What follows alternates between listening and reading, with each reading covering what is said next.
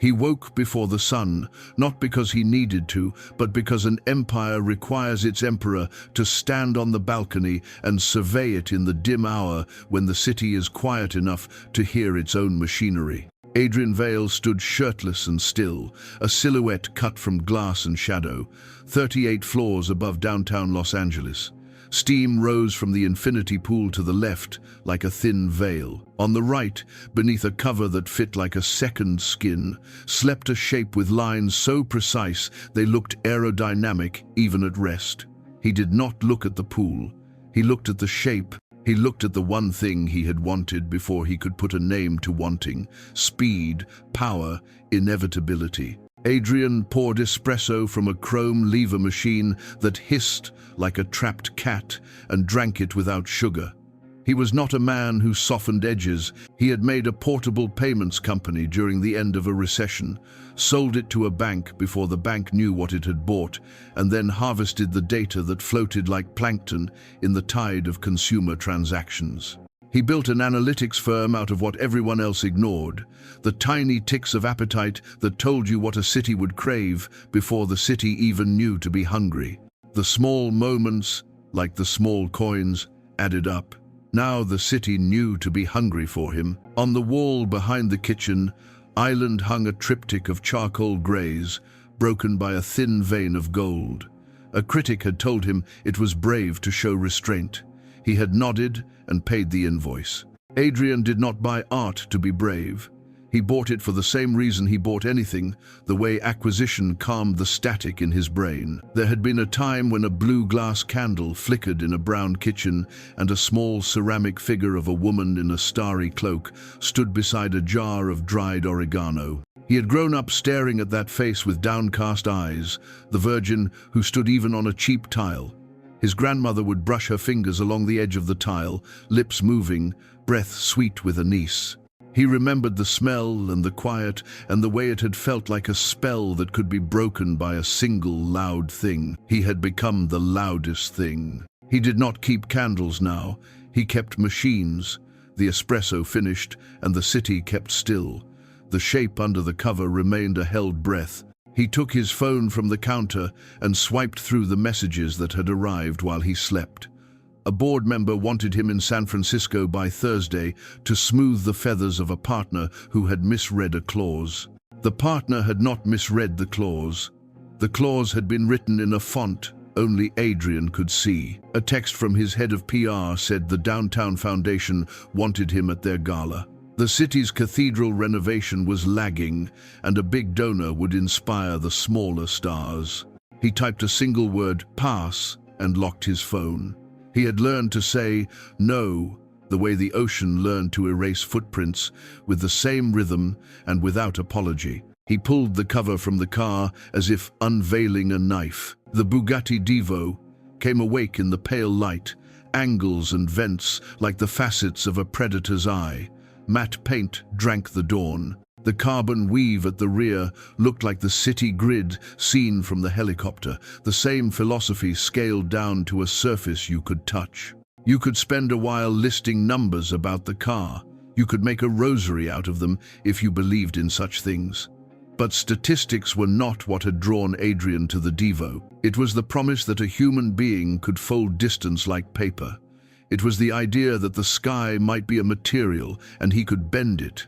He brushed a speck of dust from the fender that wasn't there. He had watched a team in France torque bolts to tolerances you could count in whispers. The car had arrived in a crate that reminded him of a coffin, and the dealer had talked to him as if he were a priest, and the car a newly discovered gospel. Adrian had smiled, signed, and not told the dealer that he had gone to church enough as a child to know that everything sacred asks for blood. He had fled that church the day he learned numbers were stronger than prayers. He learned it in a grocery store line, when his grandmother opened her wallet and found it thin. The woman in front of them counted coupons like beads, all the while glancing at the cheap statue of the Virgin in the window, and the cashier's scanner beeped with indifferent rhythm. He had wanted the rhythm to stop so his grandmother could breathe and the world could widen. He had wanted the world to be a place where his grandmother didn't have to decide between fruit and bus fare. He had wanted a room where the light came not from a candle, but from a wall. He had wanted to close the distance between wanting and having, and he learned, before he was tall enough to see over the deli counter, that the numbers running through the register determined the shape of reality, not the whispers aimed toward the plaster figure with painted eyes. So he did not whisper now. He opened the door and sat down. The cabin was a cockpit threaded with intention. The wheel felt like it had been carved to the measure of his hands. He pressed the start button, and the car woke with a muted snarl that trembled along the bones of the building and into his sternum. He loved that first vibration, the proof that the machine had a heart, and he could command it without asking. He eased the car forward in the garage and stopped at the threshold that led to the private ramp spiraling into the city. He did not drive yet. He sat and watched a grey-blue wedge of light pull itself between towers. There were mornings when he would take the car out while the city was half asleep and run along the river, past murals that changed every month, past bridges painted with graffiti angels, past neighborhoods that knew the price of butter more precisely than he knew the price of his watch. In those neighborhoods, at some street corners, there were small altars with photos taped to lampposts, beer cans turned to vases, and candles whose wax slumped like exhausted shoulders. Faces looked out of those small shrines with a calm that made Adrian uneasy because it had not been bought. He had told himself, whenever the uneasiness crept in, that calm bought nothing, built nothing, and fed no one. He had taught himself not to look. He had taught himself that a city is a machine, and machines have no room for ghosts. He thought of the email from the foundation again. They wanted him to sponsor a restoration of a chapel whose ceiling had been darkened by time and incense, and the slow fuming of candles that poor people light when they do not have other currency. The proposal said the ceiling used to be blue, like a clear morning over the Valley of Mexico, painted with stars. The proposal included photos of a statue in the corner, a woman cloaked in turquoise, standing on a crescent moon, eyes lowered in a tenderness that asked nothing, and thus asked everything. He had scrolled past the photos and pressed delete.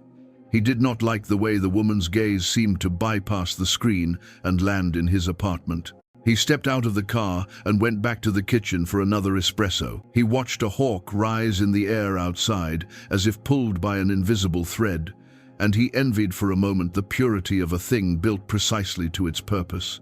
Then he remembered he had built himself to his purpose too. He was very good at remembering that when he wanted to stop thinking, his phone vibrated with a new message.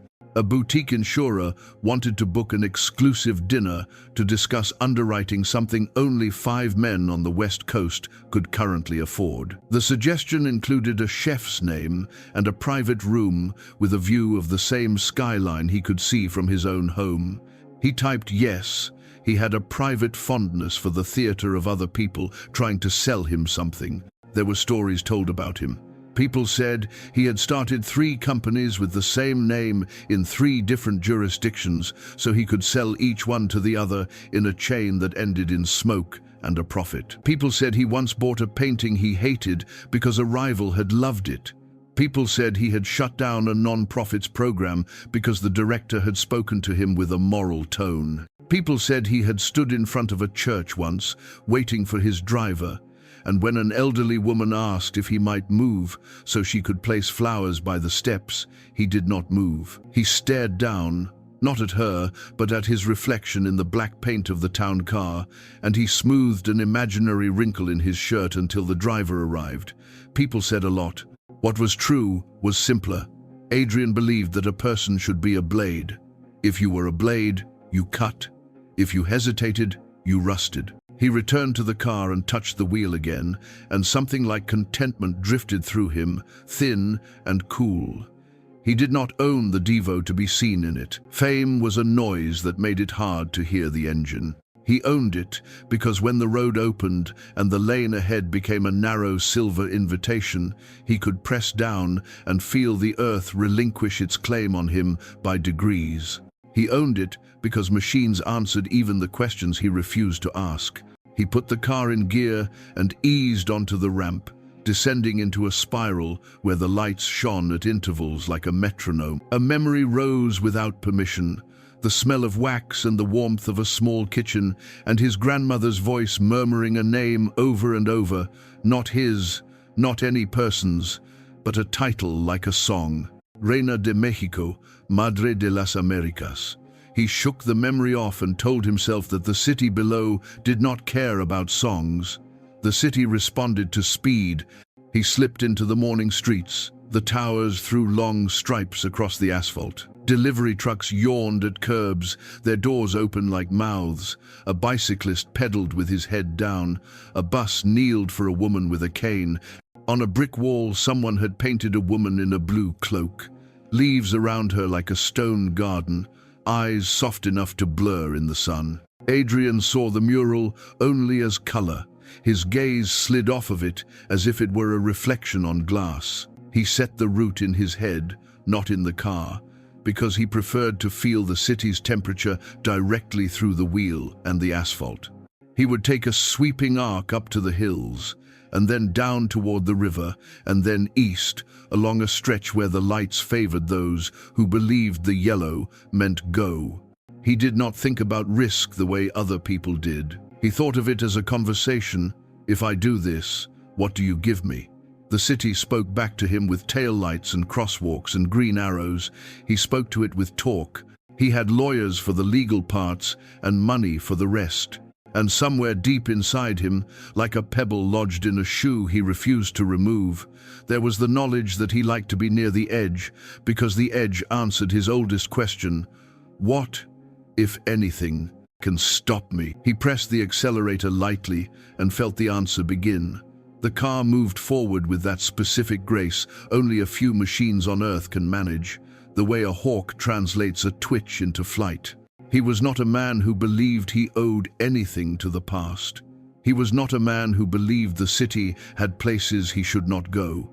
He was not a man who believed a statue had anything to say to a car. The sun, still low, caught a line of glass ahead and broke into a glitter that drifted across his windshield. He smiled, not because the view was beautiful, but because it meant it would be another day in which things behaved as they should when he pressed the right buttons and said the right words and turned the right wheels. He took a breath and let the city's first real noise of the morning rise around him.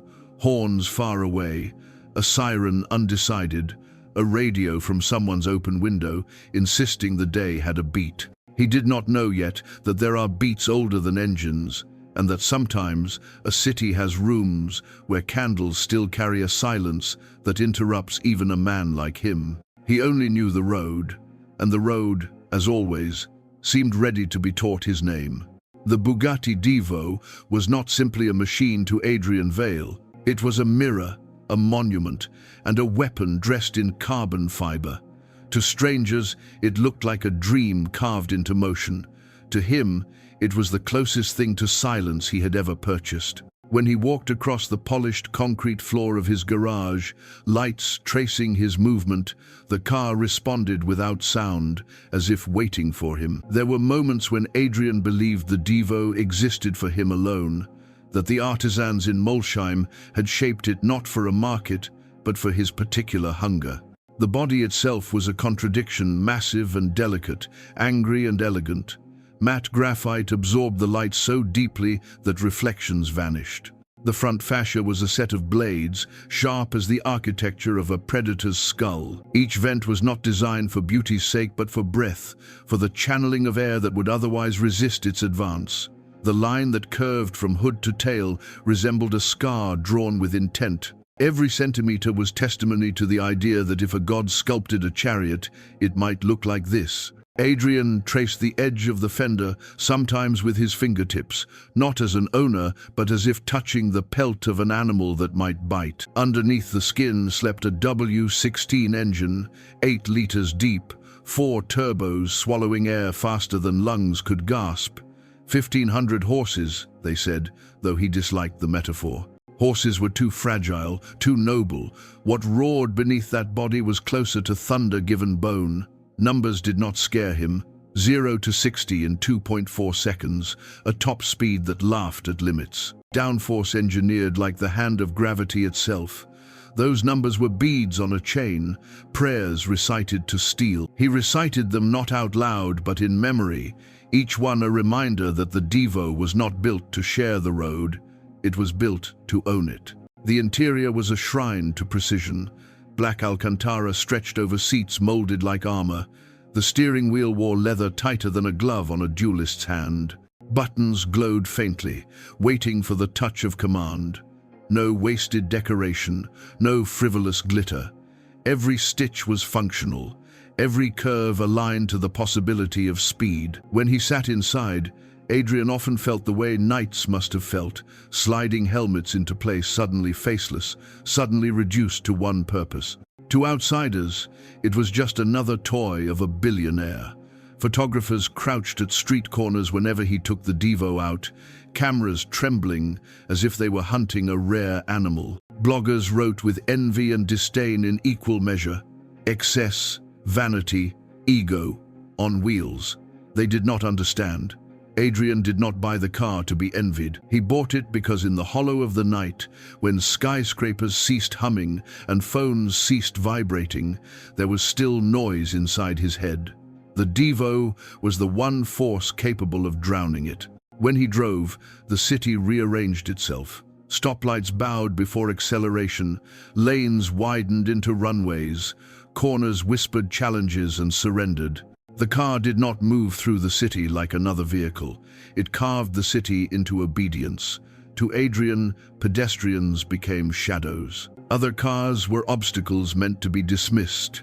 At 200 miles per hour, morality lost relevance.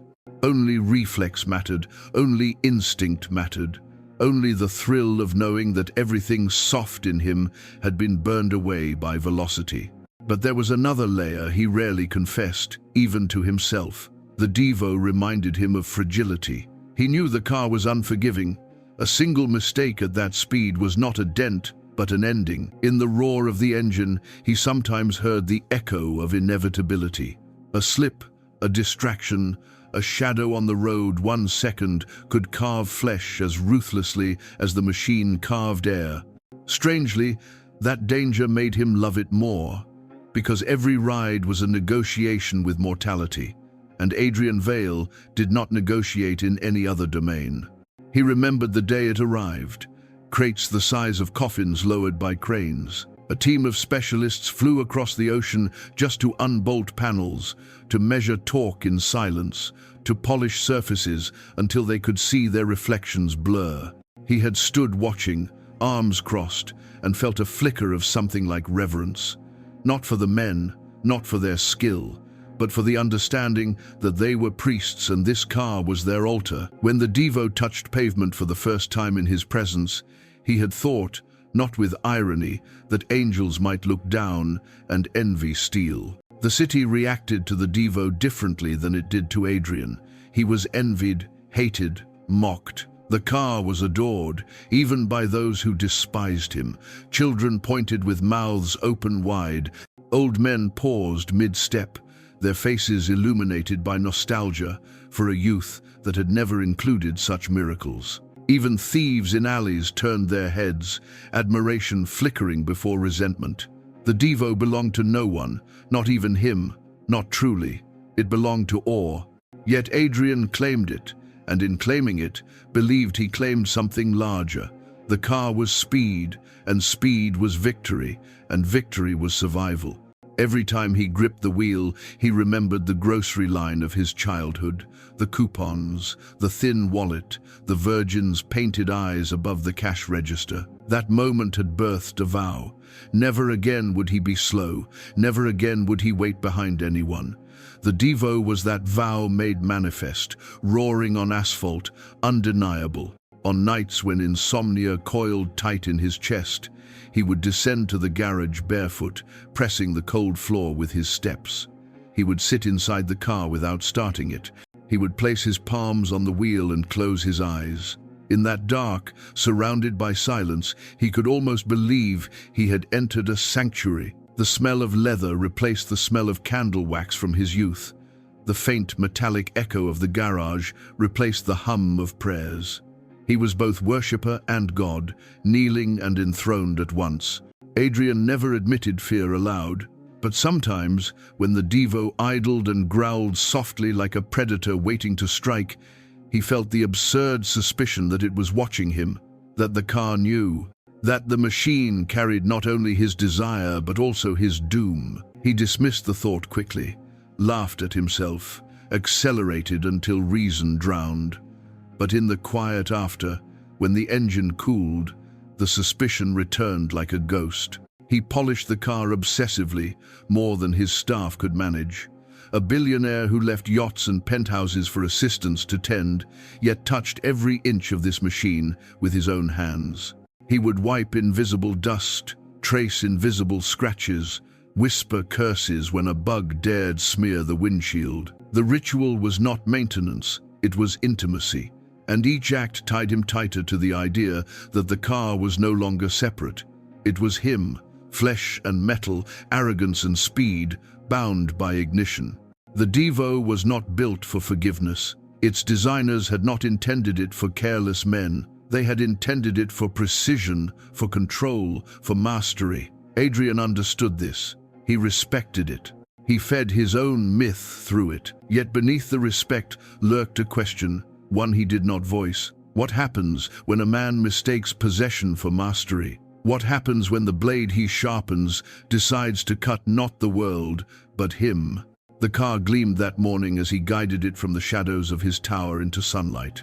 The streets, reflected in its panels, looked distorted, twisted, as if the world bent around its presence. Adrian smiled faintly. To him, it was not distortion but proof.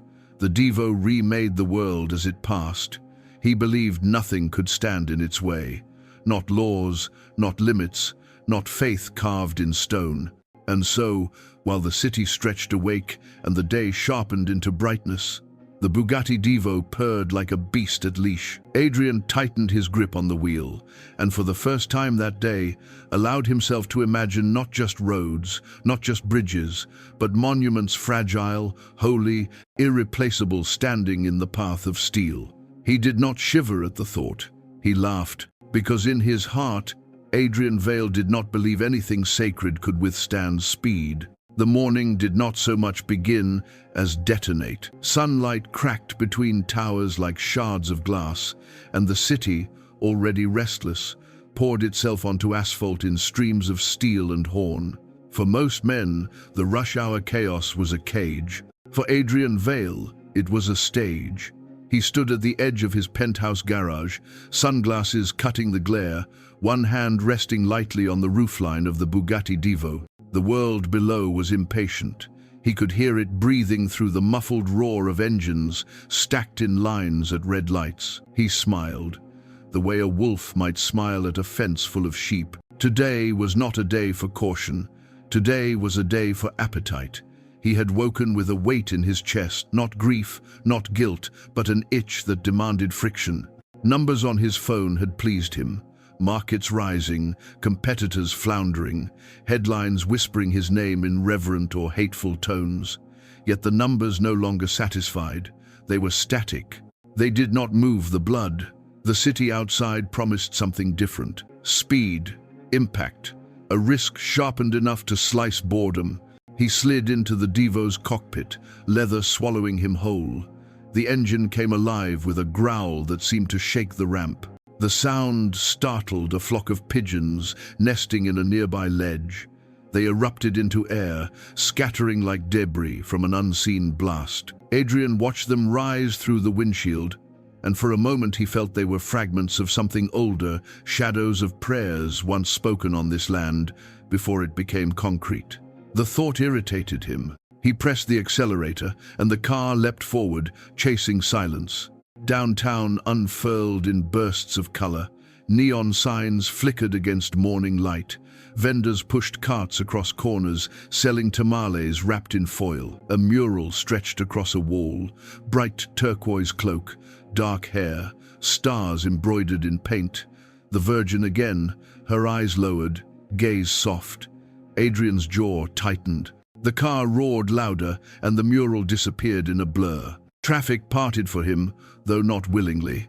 Honks rose, curses lifted from open windows, but the Divo carved lanes where none existed. Adrian threaded through gaps that should not have been gaps, the car's body a blade against the city's fabric. He laughed once, low, when a taxi swerved to avoid him and nearly kissed a lamppost.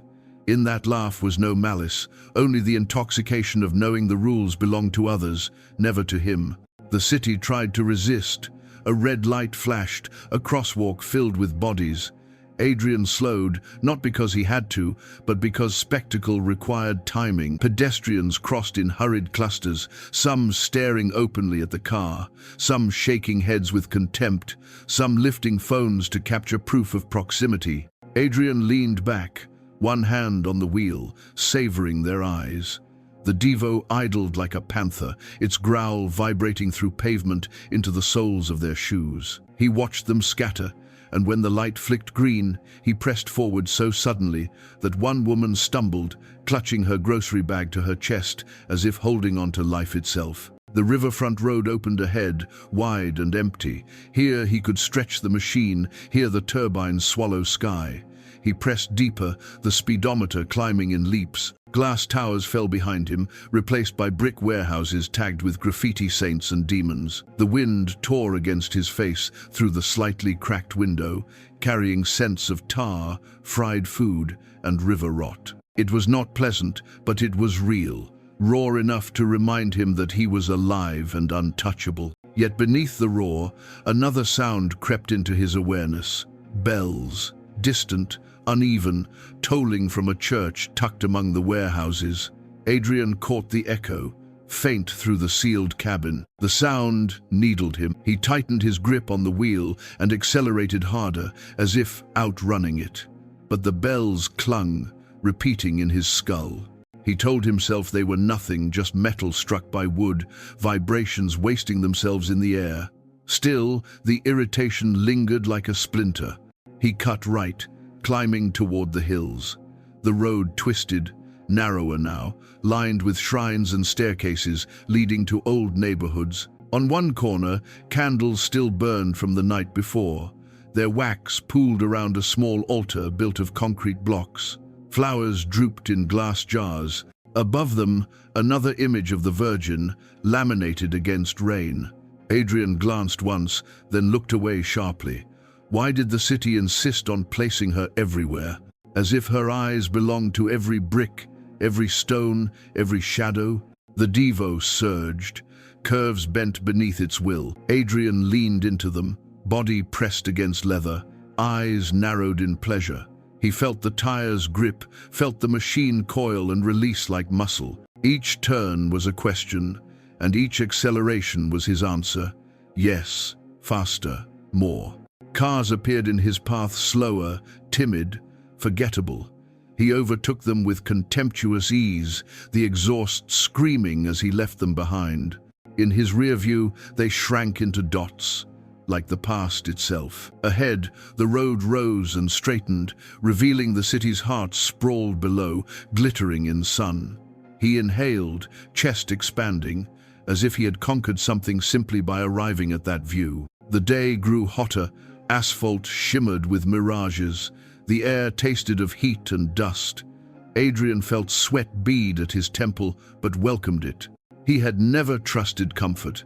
Sweat meant effort, effort meant victory. He pressed forward, climbing higher, where houses turned into villas, guarded by iron gates, and statues dotted gardens. One statue in particular caught his eye.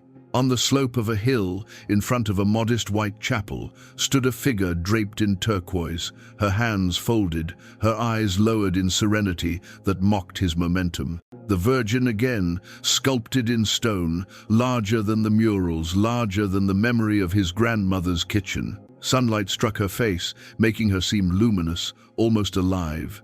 Adrian's jaw clenched. The road curved toward the chapel. For a moment, it seemed the Divo was aimed directly at her, like a spear drawn back in a god's hand. The thought thrilled him. He laughed again, louder this time, not caring who heard. In his laughter was defiance, mockery, a declaration. Nothing could stop him. Not men, not gods, not stone carved in the likeness of heaven's queen. The day had only just begun, but already it felt charged, electric, dangerous. The city seemed to hold its breath, and Adrian Vale, billionaire at the wheel of his black beast, had no intention of slowing down. The hill road narrowed into a ribbon of stone and shadow, winding like a serpent toward the chapel. The morning sun had sharpened into a blade overhead, throwing light across the asphalt so bright it looked molten. Adrian Vale felt the wheel trembling slightly under his palms, the car eager, impatient, like a predator straining against leash. He pressed harder. The Bugatti answered with a snarl, its 4 turbos swallowing air, its tires clinging to the road as though it had claws. The statue loomed ahead, Our Lady of Guadalupe, carved in pale stone, rising above the slope as if rooted in the earth itself. She stood in her turquoise cloak, her eyes cast down, her hands folded in peace that neither wind nor sun could disturb. Around her base lay fresh flowers, some already wilting, their petals browned by heat. Candles had melted into white rivers, hardened in the grooves of the concrete altar. The smell of wax and roses drifted faintly even to the road. Adrian saw her, and for a moment time stuttered. The figure was too familiar, too insistent, like a face that had followed him through every mural, every shrine, every memory of his grandmother's kitchen. He clenched his teeth and leaned into the wheel, as though speed itself could erase her presence. The road curved toward the chapel. A line of cars slowed respectfully as they passed, their drivers bowing heads, some crossing themselves, some lifting hands in quick prayers. Adrian sneered. He shifted down, engine howling. The Divo lunged forward, overtaking them all in a flash of steel and thunder. Horns blared, shouts erupted, but they were behind him now, meaningless. Ahead lay only the statue, radiant in sunlight, and then the moment unfolded not in seconds, but in fragments, as if the world itself had been broken into shards of glass. First, the shimmer, heat rising from asphalt, twisting air into a mirage that blurred the line of the road. Adrian's eyes flicked for a fraction of a heartbeat, calculating, correcting. Then, the distraction. A child at the roadside, clutching a balloon shaped like a star, staring wide-eyed at the monster car. The balloon slipped from her fingers and drifted upward, silver against the blue. Adrian's gaze caught it, absurdly, for half a breath. Next, the miscalculation, a curve tighter than memory. Asphalt cracked where rain had eaten the stone. Adrian turned too late, too sharp, the tires screaming as grip faltered. The Divo swayed, a beast suddenly uncertain. And finally, inevitability. The chapel steps rushing up, the statue rising larger and larger in the windshield until she seemed to fill the entire sky. The world slowed. Adrian's heartbeat pounded like drums in a cavern. His breath caught in his chest, suspended between inhale and exhale. The engine roared, tires shrieked, glass trembled, dust leapt from the road, particles dancing in sunlight like sparks from a dying fire. The Virgin's eyes, though carved in stone, seemed alive, gazing downward not in accusation but in sorrow, as if she had foreseen this collision long before Adrian was born. Impact. The front of the Bugatti struck the base of the statue with a sound that was not simply noise, but something older, like a bell struck by thunder. Stone cracked, flowers scattered into the air, candles shattered in bursts of wax and flame. The Virgin swayed, fractured lines running across her cloak. For a heartbeat, she seemed to resist, rooted in earth, unmovable. But the weight of steel, the fury of speed, the arrogance of man all bore down at once. The statue broke. Her face split first, eyes collapsing into shards. Her hands crumbled into dust. The turquoise cloak disintegrated into stone fragments, cascading like rain. The Virgin fell forward, her body collapsing across the hood of the car, her fragments scattering across the road, over the steps, into the flowers and flames. The windshield exploded. Shards of glass sprayed into the air like ice, catching sunlight in sudden brilliance. Adrian raised an arm instinctively, but the world was already fire and splinters. The airbags burst with suffocating violence, pinning him, choking him in a cloud of smoke and dust. The smell was acrid burned plastic, rubber, wax, roses crushed into ash. Outside, silence fell for a breath. The kind of silence that exists only after catastrophe, heavy and stunned. Then came the cries. Gasps from onlookers.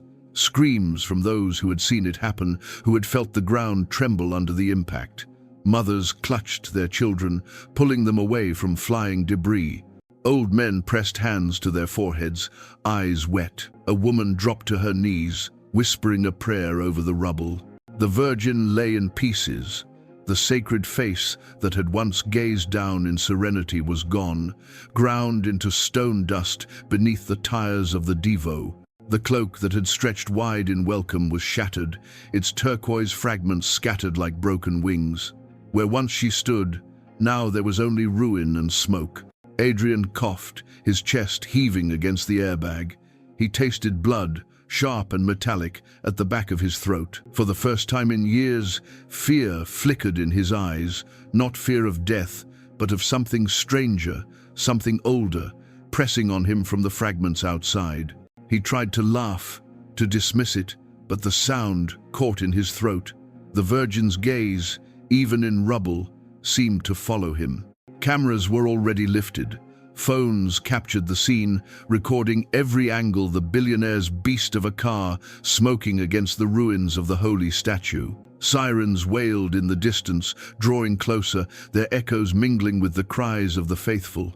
And Adrian Vale, pinned in leather and steel, realized the one truth he had always denied. Speed could destroy stone, but it could not silence faith. The city would remember. The world would remember. And perhaps, in the shattered silence, heaven itself had begun to watch. For a long heartbeat, the world seemed to hold its breath. Dust hung in the air like fog, grey and luminous in the sunlight. The acrid smell of rubber and burned oil spread outward, clinging to throats and eyes. Pieces of stone still rolled down the chapel steps, clicking softly as they settled. Shattered glass glittered like frost across the pavement. And there, at the center, the Bugatti Divo sat mangled and gasping smoke, its once perfect lines twisted into something grotesque. The statue of Our Lady of Guadalupe was gone. In its place lay ruin. The turquoise cloak had splintered into shards, scattered across the road like fallen stars. The serene face, once gazing downward in eternal compassion, had been reduced to fragments barely recognizable as human. The altar was broken, flowers crushed under tires, candles extinguished in a splash of wax. A holy silence hovered over the wreckage, as if heaven itself were stunned. Then sound returned. A scream broke from the crowd, high-pitched, raw. A woman fell to her knees on the curb, hands pressed together in prayer, sobbing words that trembled out of her chest.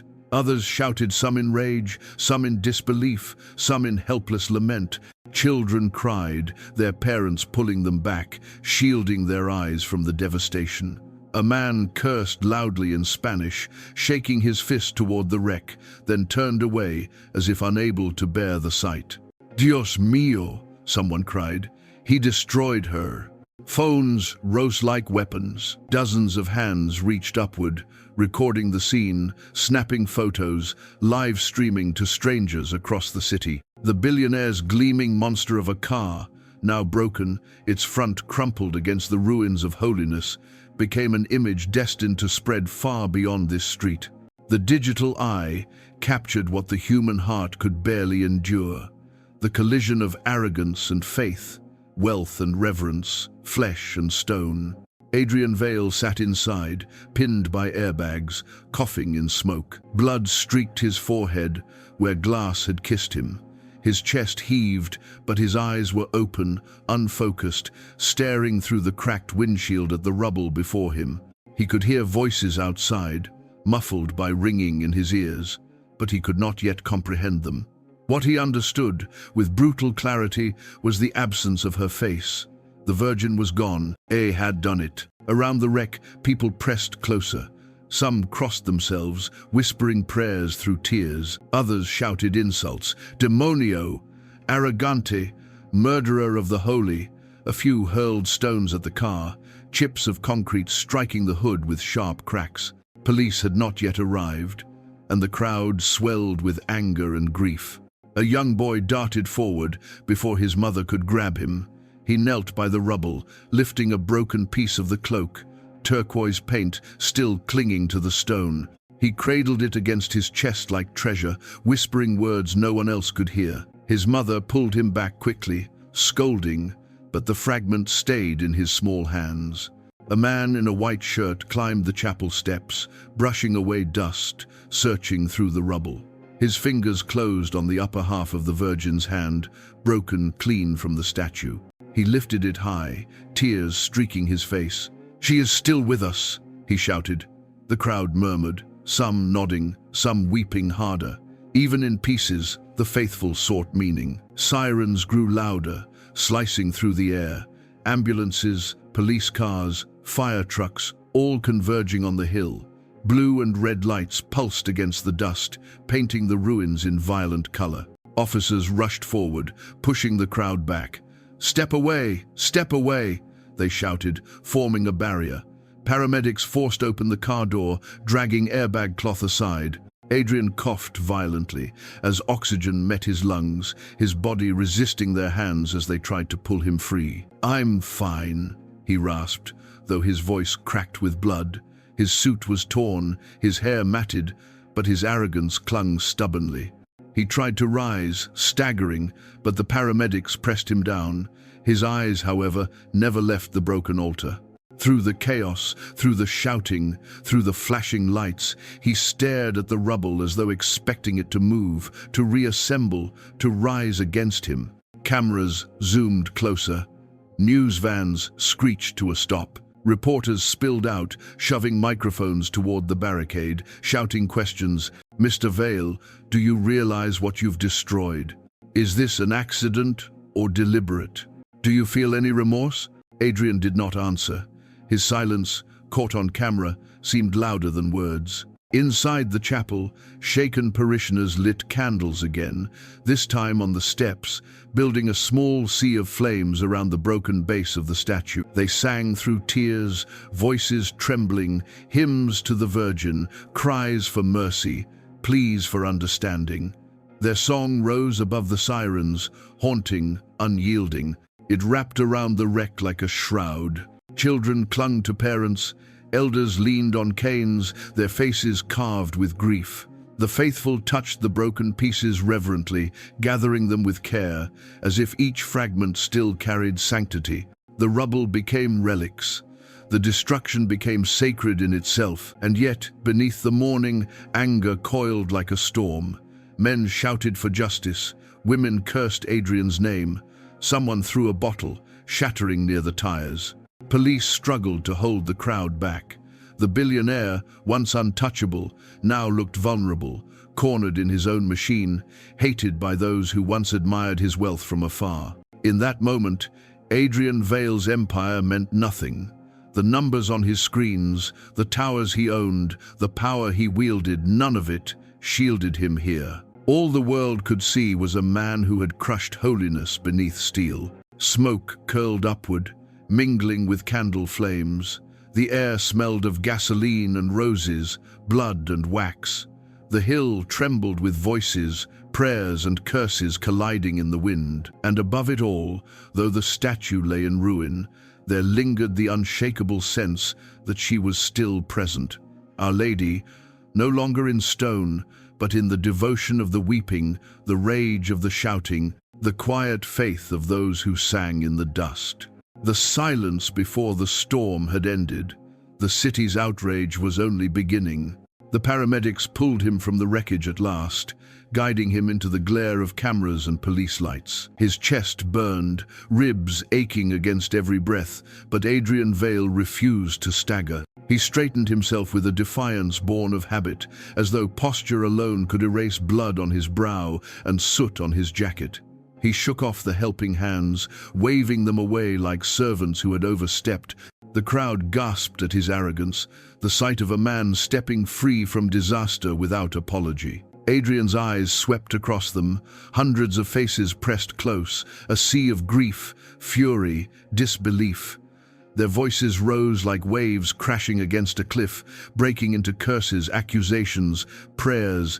Some shouted his name like a crime, others spat at the ground as he passed. A few hurled fragments of stone from the broken statue, tiny projectiles that bounced harmlessly off the police shield wall. He looked at them all with a coldness that froze their voices for a heartbeat. "Step back," an officer barked, pushing the mob away. Adrian smirked. "Let them scream," he muttered, his voice low, but the microphones caught it. The words spread instantly, played back on screens, amplified by furious commentators. Let them scream. Inside, however, the smirk was a mask. His ears still rang with the sound of impact, that thunderous crack of steel against stone. He could not erase the image of the Virgin's face collapsing into dust, her hands shattering, her cloak scattering like bones. It replayed again and again, a film on loop, each frame burned into his memory. He clenched his jaw, forcing the images down, telling himself it was nothing more than stone, but the memory refused to vanish. The police guided him toward a waiting ambulance.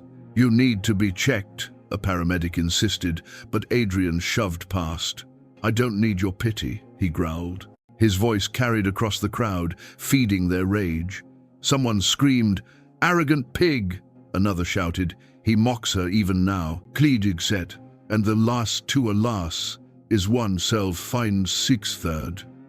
Journalists swarmed the barricade, their voices sharp, questions fired like bullets. "Mr. Vale, do you feel responsible for desecrating a holy symbol? Was this reckless driving or intentional? Are you aware this statue is sacred to millions?" Adrian turned, his gaze burning through them. "It was an accident," he said finally, his voice firm, clipped. "A mistake, nothing more." The crowd erupted, nothing more. The words sliced their hearts. Mothers wept harder, men shook fists. Reporters repeated the phrase, already shaping it into headlines. Inside, a flicker of doubt gnawed. He remembered the balloons slipping from the child's hand, the shimmer on the road, the bells. Too many coincidences. For the first time in years, Adrian wondered if there had been something more than miscalculation, something watching, something choosing. But he buried the thought under fury. Fear could not show. Fear was weakness. He straightened his jacket, brushing away dust, ignoring the sting of glass embedded in his skin. He raised his chin, voice sharp. If your God cannot withstand a car, then perhaps he was never strong to begin with.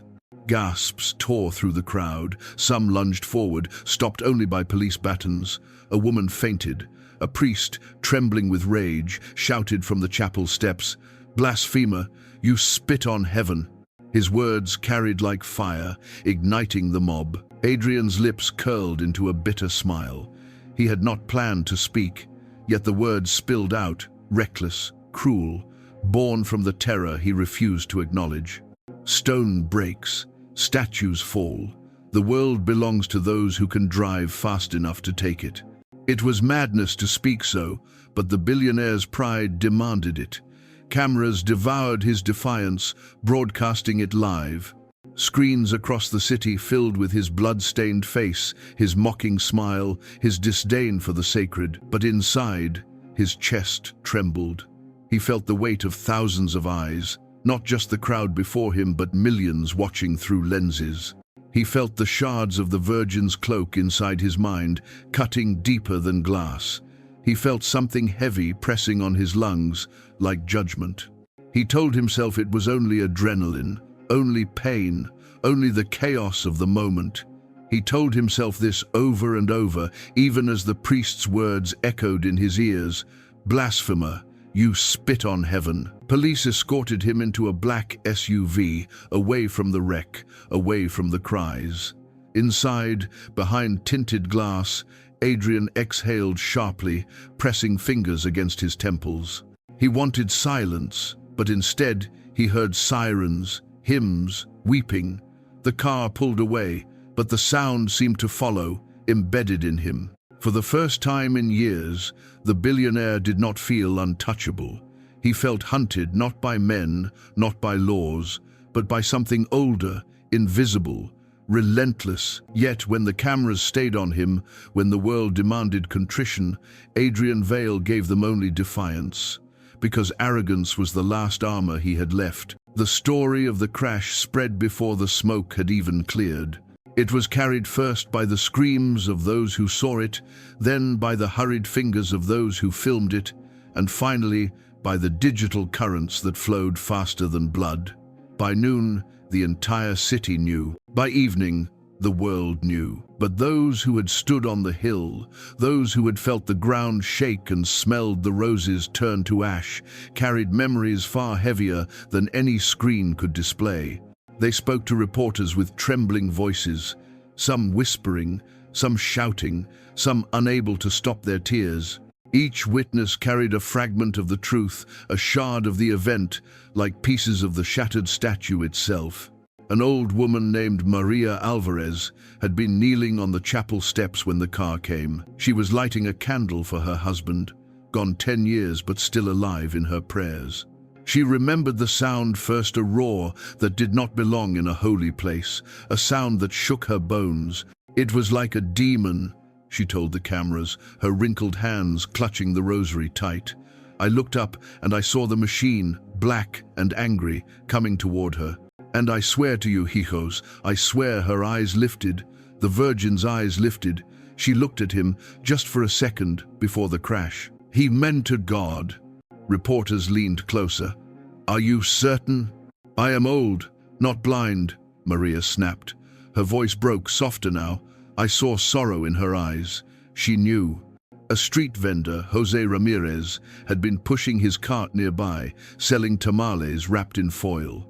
He remembered the screech of tires, the balloon slipping from the child's hand, the moment the world seemed to slow. I thought it was thunder, he said, his apron stained with salsa and soot. But then I saw the pieces flying, the cloak, the face, the flowers, all in the air together. People screamed, but me, I could not scream. My tongue was stone. I just watched. I still see it when I close my eyes. The Holy Mother falling, and that man sitting inside his car like a king who had killed her. His voice trembled, his eyes reddened. I sold many tamales today, but I would give every coin back to not have seen this. A teenager, Lucia Torres, had been recording on her phone the moment it happened. Her video would later spread across social media, the Bugatti cresting the hill, the Virgin's form filling the frame, then the explosion of impact. But when she spoke, it was not about views or fame. I didn't want to film it, she confessed to a journalist. I only wanted to show my friends the car. It was so beautiful, you know, shiny, powerful. I wanted to show off, say, look, I saw it with my own eyes. And then, it destroyed her. Her hands shook as she held her phone. I can't stop hearing the crash. Everyone online is replaying it. Millions of people have seen it now. But I was there. I smelled the candles burning. I heard people praying. I'll never forget the sound of stone breaking. It's worse than any scream. A priest, Father Ignacio, had been standing inside the chapel when the statue fell. He emerged into dust and chaos, his cassock gray, his eyes wet. It was desecration, he said firmly, voice steady despite grief. This was no accident of speed alone. This was pride colliding with holiness, and pride always destroys. He looked directly into the cameras. The Virgin does not need to defend herself. She is mother. She suffers with us. But God sees, God remembers. And no empire, no machine, no wealth will silence what happened today. Some in the crowd nodded, crossing themselves. Others wept harder. His words spread like fire across the airwaves, igniting faith and fury alike. But not all voices carried condemnation. Diego, a young mechanic who had idolized Adrian Vale for his success, spoke hesitantly, torn between awe and fear. "I saw the car fly, and part of me thought it was beautiful. Even when it hit, even when the stone broke, I thought, that's power. That's what money can buy." He rubbed his greasy hands on his shirt, ashamed. "But then I saw the people crying, the candles burning in the dust, and I felt dirty, like I had admired something evil. Now I don't know what I believe. Maybe both things are true. Maybe beauty can be evil." And then there was the child, Sophia, the girl whose balloon had slipped from her hand. She clutched her mother's arm tightly, eyes wide, unable to speak for hours after the crash. When she finally whispered, her words were simple. She fell because he was angry. Her mother tried to correct her, saying it was an accident, but Sophia only shook her head. He was angry. I saw it in his eyes when he drove. The lady tried to stop him, but he was too angry. Her balloon, silver and star-shaped, had drifted upward during the crash, caught on a power line.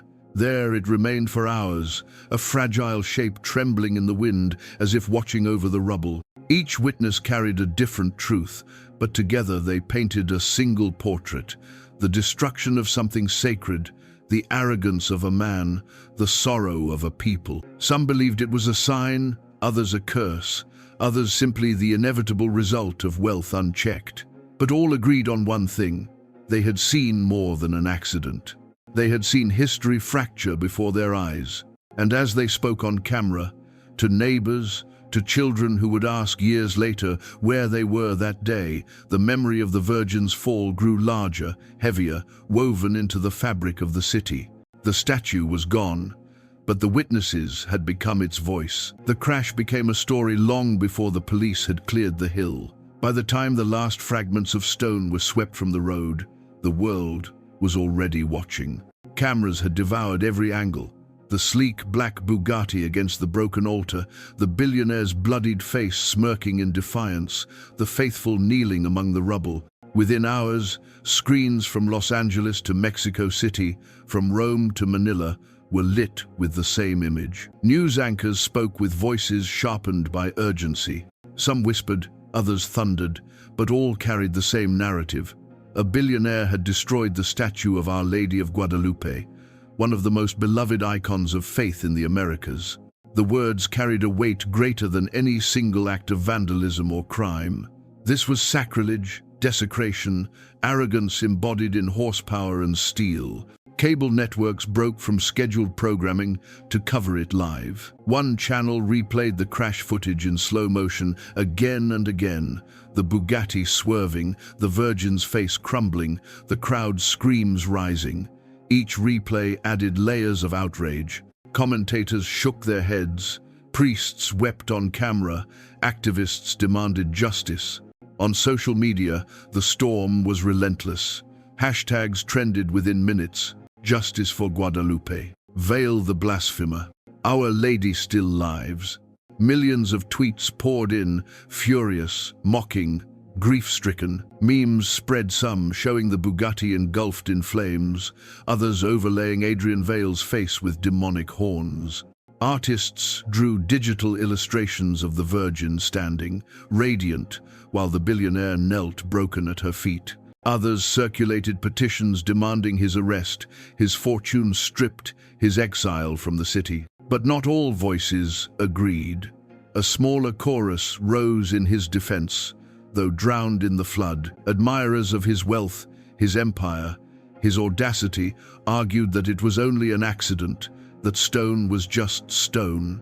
"Idols are not gods," one viral post read. "It's time we stop worshipping statues." Their words ignited new fires: atheists against believers, skeptics against the faithful. The debate spilled into endless comment wars, insults flung across oceans. Politicians seized the moment. A senator in Mexico called for a week of mourning, declaring the crash an attack on the soul of our people.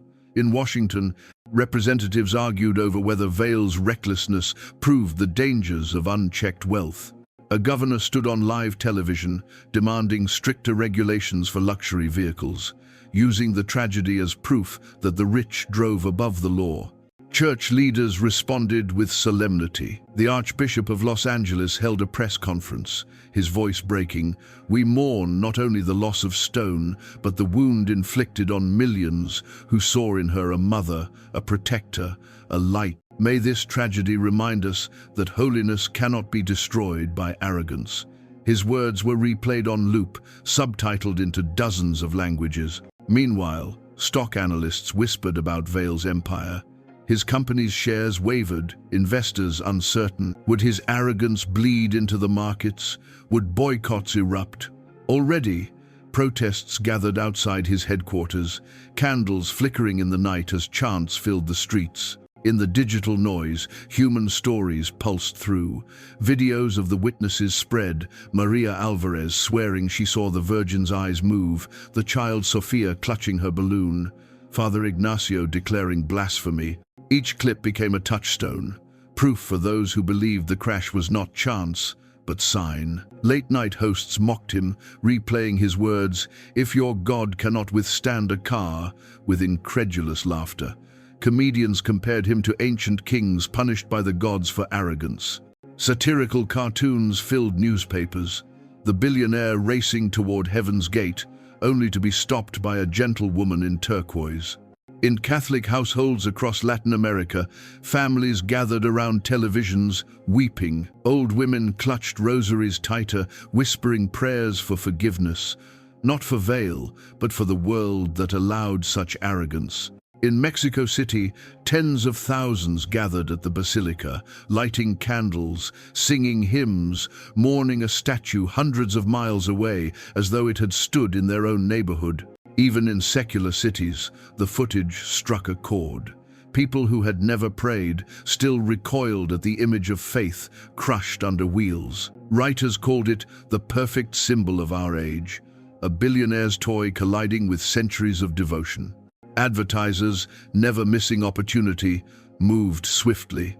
A beverage company released a commercial within 48 hours, showing candles glowing against darkness, ending with the words, "Faith cannot be broken." Critics accused them of exploitation, but the ad spread anyway.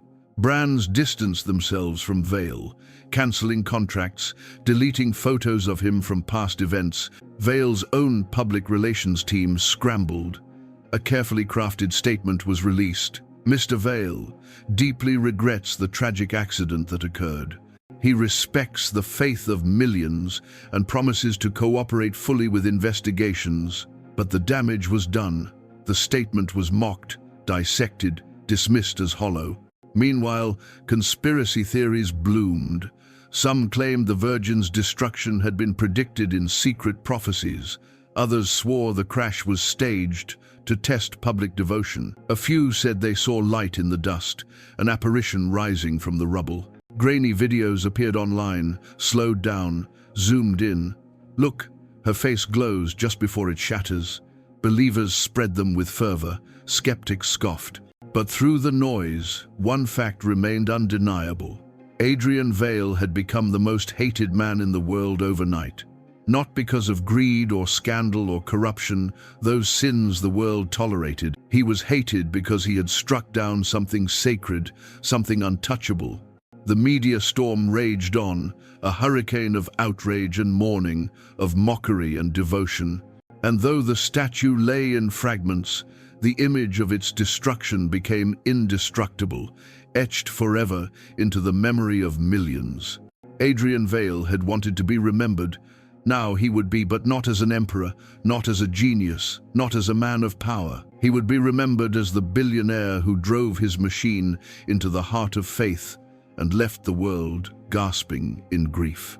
The chapel stood wounded, its altar broken, its front littered with fragments of stone and wax. Yet, as the days passed, instead of emptiness, the ruins became a gathering place. Pilgrims came first from the surrounding neighborhoods, then from across the city. Then from towns and villages hundreds of miles away, they carried flowers, candles, rosaries, banners of the Virgin's image printed on cloth. Where a sacred statue had fallen, a living shrine began to rise. The first night after the crash, priests from nearby parishes walked barefoot up the hill, cassocks brushing against dust. They carried lanterns, their flames flickering against the shattered remains.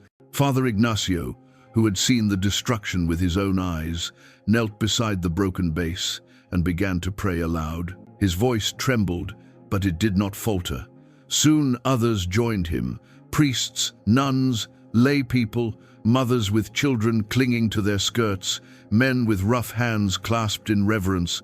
Their voices rose together, weaving into hymns that pushed back against the silence of loss.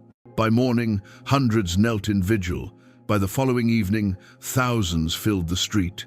Candles stretched for blocks, glowing like rivers of fire. The air carried the scent of roses once again, not from bouquets purchased, but from flowers brought in trembling hands, laid carefully at the ruins.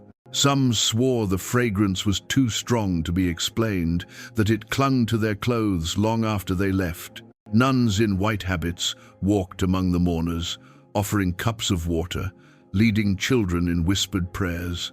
Their presence was gentle but unyielding, a quiet strength that reminded the faithful of endurance. Sister Teresa, a frail woman with eyes fierce as fire, spoke to a reporter who asked why they did not despair. "We do not worship stone," she said. "We worship the one she points to. The statue is gone, but the Virgin is still our mother. Her cloak is not broken, it covers us even now. You will see it in the faces of the poor, the tears of the faithful, the hands that rebuild. That is where she lives." With the 10s and 79, her words were repeated across newspapers, broadcast on television, printed on banners carried by pilgrims. The clergy organized masses at the site, transforming rubble into altar. They placed a wooden cross where the statue once stood, draping it in turquoise cloth. The Eucharist was celebrated under open sky, the crowd responding in one voice, tears shining as they raised their hands. Choirs sang, their harmonies drifting over the city, carried by wind into neighborhoods where even the indifferent paused to listen. Pilgrims arrived barefoot as acts of penance, some walking for hours, some for days. Old men leaned on sticks, mothers carried babies, teenagers clutched rosaries like lifelines. They knelt before the ruins, pressing foreheads to the ground, whispering prayers for forgiveness, for healing, for strength. They prayed not only for themselves, but for the man who had destroyed the statue. Even in their grief, compassion flickered. "Lord, forgive him, for he knows not what he does." But others prayed with anger, with fire in their throats. "Mother, avenge yourself," they cried. "Do not let his arrogance go unpunished." The clergy cautioned against vengeance, reminding them of mercy, yet the tension remained a wound between justice and forgiveness. The Vatican itself responded. In Rome, the Pope addressed the crowd in St. Peter's Square. His voice, carried across oceans, was gentle but resolute. When stone crumbles, faith remains. The Virgin of Guadalupe is not defeated by destruction. She remains the mother of the Americas, the mother of the poor, the protector of the humble. This tragedy calls us not to anger, but to unity, to prayer, to renewal. His words were translated into dozens of languages, echoing in churches worldwide. In Mexico City, the basilica overflowed with worshippers. Pilgrims held candlelight vigils that lasted through the night, chanting hymns until their voices cracked. They sent delegations to Los Angeles, carrying banners embroidered with stars and roses, promising solidarity. "Her cloak covers all her children," they said. "No border can divide devotion." In the United States, parishes in Latino communities organized processions. Streets filled with believers, carrying images of the Virgin, singing hymns, draping turquoise cloth over cars and houses. Even those who had grown distant from the church returned for a moment, stirred by the image of destruction. For them, it was not only about religion, it was about identity, dignity, something that had been attacked and needed to be defended. Journalists reported these gatherings with awe. "The faithful are rebuilding with their voices," one wrote. "Where steel brought ruin, song brings resurrection." Among the crowds, stories multiplied. A woman swore she had touched a fragment of the statue and felt warmth as if it still lived. A young man claimed he saw light flicker in the dust when the choir sang. An old man said the Virgin's cloak had appeared in his dream, spreading across the city like the night sky. Whether miracles or imagination, the people embraced them. Each story became another brick in the invisible shrine, rising above the rubble. The hierarchy of the church responded with both caution and courage. They condemned Adrian Vale's arrogance, but reminded the faithful that vengeance belonged to God. They announced plans to rebuild the statue, not with stone alone, but with donations from the poor as well as the rich, so that all may place a piece of themselves into her form. Fundraising began at once. Children offered coins from their allowances. Vendors pledged a portion of every sale. Churches across continents announced collections. Within days, millions had been raised. The rebuilding became not just a project, but a movement, a defiant proclamation that faith could not be destroyed by steel. And through it all, the priests and nuns repeated the same refrain: "She is still here. Look not only at the rubble, but at the people.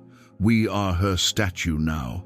The faithful believed, they prayed, they sang, and in the dust of ruin, hope took root.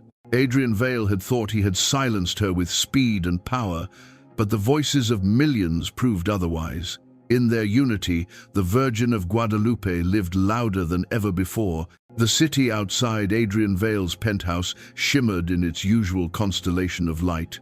But for him, the skyline had lost its polish. He sat in silence, glass of whiskey untouched on the table, curtains half drawn as if to keep the world at bay. The walls of glass reflected him back, blood cleaned from his face, suit changed into silk loungewear, hair combed. Yet the reflection betrayed him. His eyes were not the eyes of the Emperor of Towers. They were restless, haunted, burning with something that refused to be drowned. The television played in the background, muted, but he did not need the sound. He saw enough in the scrolling banners: "Vale desecrates sacred icon," "Outrage spreads across continents," "Faith unites against billionaire's arrogance." Footage of the crash replayed silently, the Bugatti colliding, the Virgin crumbling. Even without sound, the images screamed. He looked away, then back again, trapped in the loop. He told himself he was watching to measure damage, to anticipate lawsuits, to calculate public relations strategy. But calculation did not explain the tightness in his chest, nor the way his fingers trembled when the statue's face disintegrated frame by frame. He downed the whiskey in one swallow, wincing at the burn, then poured another.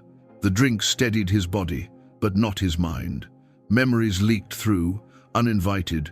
He saw his grandmother's kitchen again, the flicker of a cheap candle, the ceramic tile with the Virgin's image, the smell of anise on her breath as she whispered prayers. He had despised those whispers as a boy, despised the way they made poverty feel tolerable. Yet tonight, the memory struck him not with contempt, but with ache. For the first time in years, he wanted to hear her voice again, to ask what prayer she would murmur for a grandson who had driven steel into holiness. He shook his head, furious at the weakness. Faith was nothing, he told himself. Stone was nothing. The Virgin was nothing but myth dressed in turquoise. But the words sounded brittle in his mouth. His empire had been built on strength, on numbers, on certainty. Tonight, certainty felt thin as glass. Adrian rose and paced the apartment. Each step echoed against marble floors, hollow. He passed the Bugatti's miniature replica on his shelf, a collector's model cast in flawless detail. He picked it up, turned it in his hands. In its mirrored surface, he saw again the collision, the statue's fragments scattering.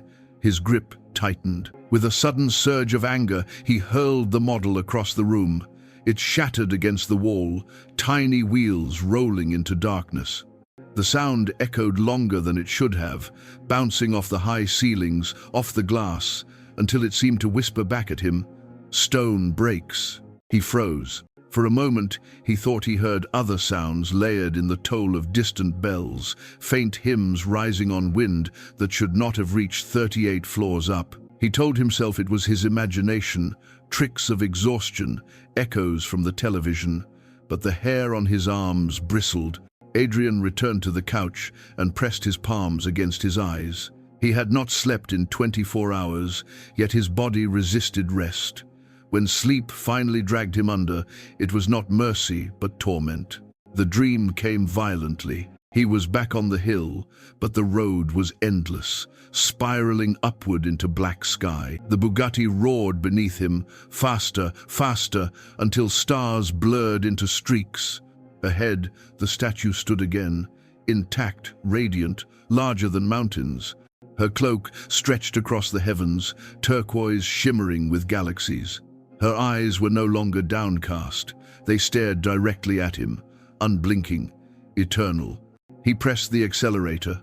The car screamed, its engine a beast tearing at the void. He would shatter her again, prove her powerless. The distance closed closer, closer, until the stone filled his vision. But when impact came, it was not stone that broke. It was him. The windshield shattered inward. Shards cut his flesh. Flames devoured leather. Smoke filled his lungs. He clawed for breath, but found only dust. He looked into the Virgin's face, expecting pity, but saw only sorrow deeper than oceans. She did not accuse him.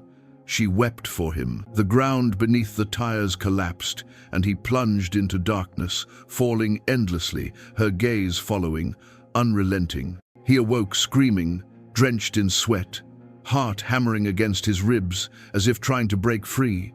The city skyline glowed indifferent outside, but he could still see her eyes, hovering, eternal. Adrian stumbled to the bathroom, splashing cold water onto his face. He gripped the marble sink, his reflection fractured by droplets. His breath came in ragged bursts. He looked at himself, his fortune, his empire, his arrogance, all reduced to a trembling man in silk. Anger surged again. He struck the mirror with his fist. Cracks spider-webbed outward, his own face splitting into jagged fragments. Blood dripped from his knuckles, staining the sink. Yet even through the cracks, he thought he saw her eyes, looking back at him, layered over his own reflection. "Enough," he whispered hoarsely. "You're dead. You're dust. You can't touch me." Resitions, it's resition in riverless. Resition. But the words rang hollow. For the first time in his life, Adrian Vale understood what it meant to be hunted not by men, not by laws, but by conscience, by memory, by something that refused to remain in stone. The night dragged on, each hour heavier than the last. He poured more whiskey, but it only deepened the shadows. He tried to distract himself with numbers, with market reports, with messages from his board. But even on the glowing screen, he thought he saw her cloak, shimmering faintly in the corner, turquoise bleeding into graphs and charts. When dawn broke, Adrian had not slept again.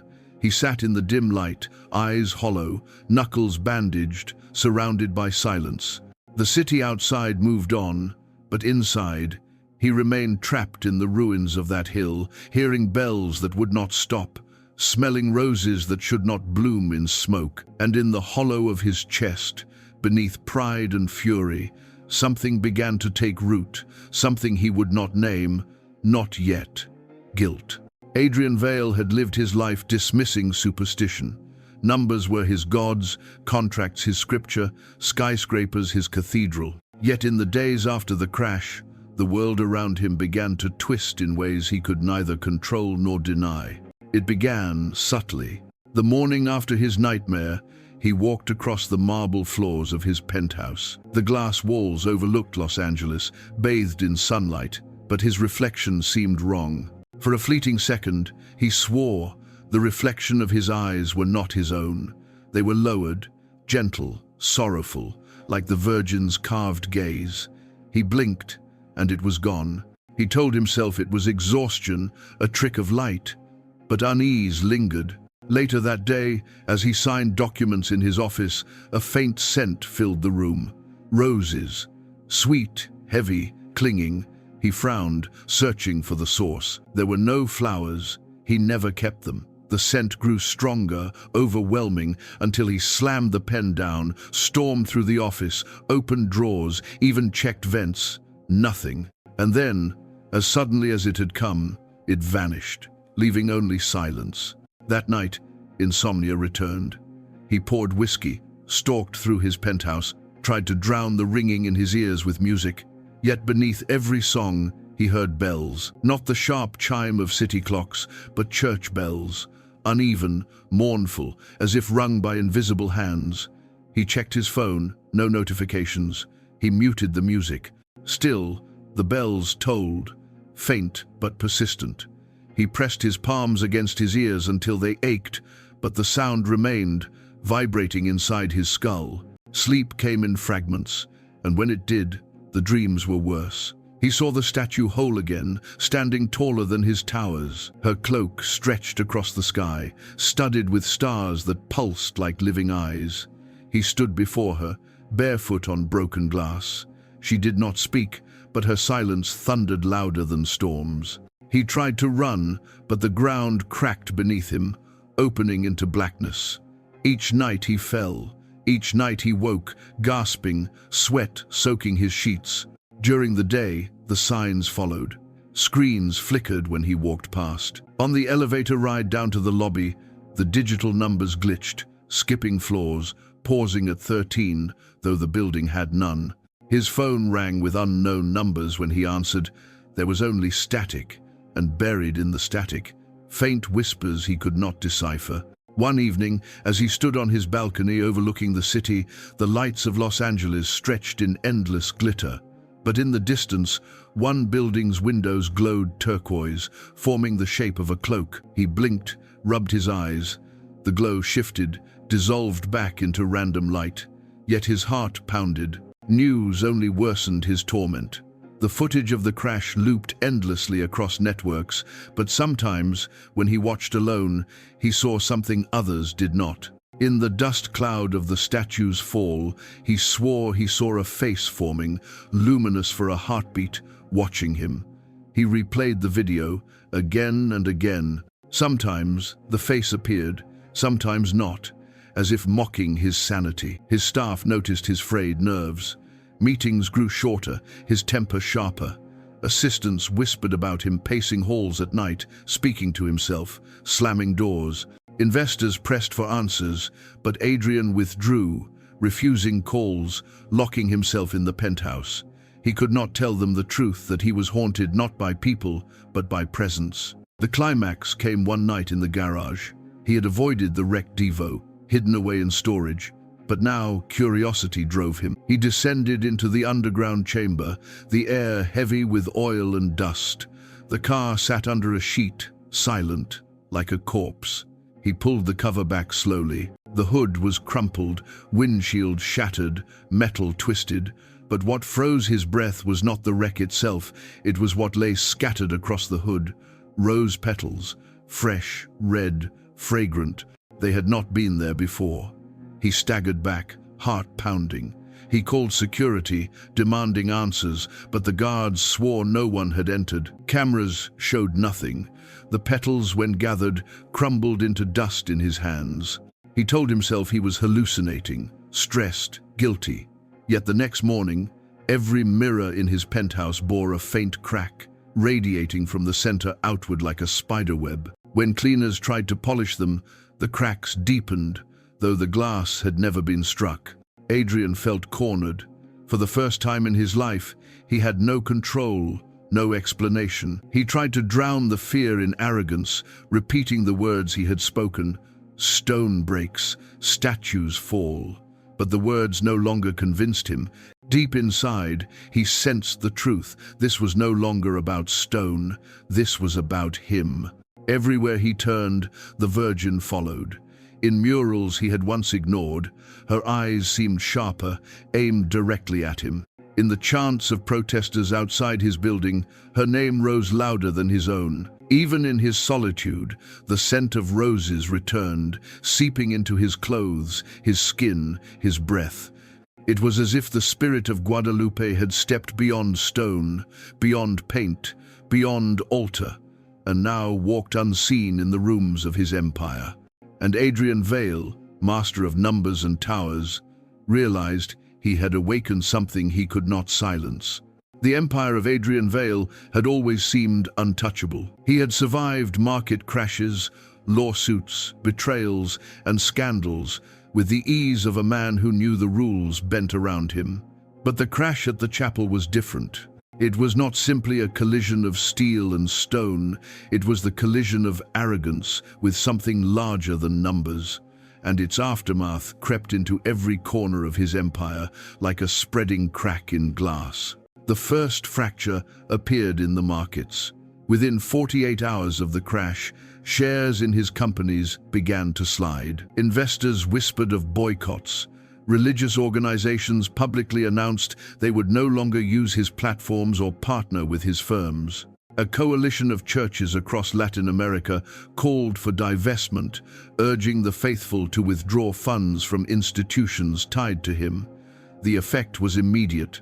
Millions flowed out overnight, enough to make analysts uneasy. Vale's board demanded explanations. They wanted him to appear on camera, to show remorse, to reassure the public. But Adrian refused. He avoided meetings, locked himself away in his penthouse, his arrogance now weaponized as denial. "The market will recover," he said. "Faith cannot move numbers." But the numbers moved anyway, red bleeding across screens that once glowed with profit. Then came the lawsuits. Families filed claims of emotional distress. The parish where the statue had stood filed for damages, citing negligence and desecration. Civil rights groups joined, arguing that the act was an assault on cultural identity. Lawyers swarmed like vultures, some seeking justice, others fortune. Adrian's legal team scrambled, but for every case dismissed, 2 more appeared. Court dates filled calendars like stones filling a grave. Politicians seized opportunity. Senators thundered in chambers, calling him a symbol of wealth without accountability. Governors demanded stricter laws for luxury cars, using his name as warning. In Mexico, lawmakers passed resolutions condemning him personally, declaring him persona non grata. Embassies received petitions signed by millions demanding his prosecution. The financial and legal storms would have been survivable for Adrian Vale.